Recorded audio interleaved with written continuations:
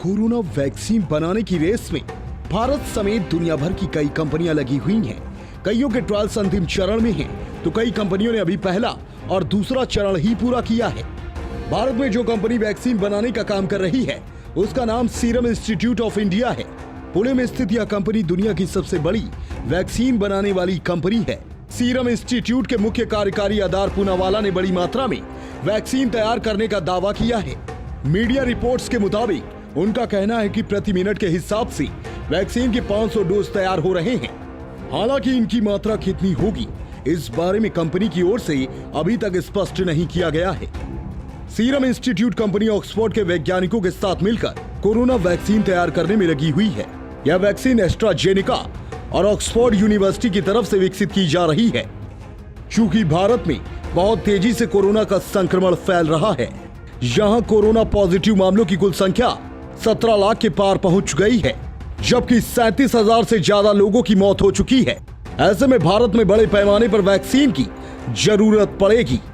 माना जा रहा है कि इस स्थिति से निपटने के लिए आधार पूनावाला भारत और बाकी दुनिया के बीच वैक्सीन का बंटवारा 50-50 के हिसाब से कर सकते हैं।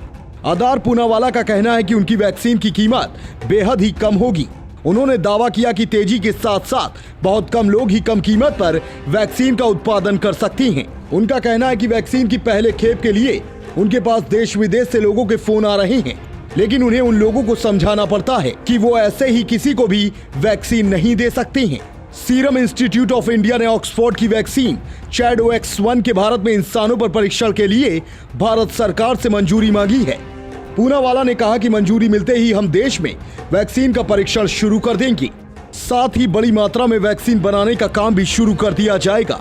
इससे पहले दावा किया गया था कि अगर सब कुछ सही रहा तो साल के अंत तक यह वैक्सीन बाजार में उपलब्ध हो जाएगी। आधार पूनावाला का कहना है कि सीरम इंस्टीट्यूट ऑफ इंडिया शुरू में हर महीने 40 से 50 लाख वैक्सीन की खुराक बनाने पर ध्यान देगी।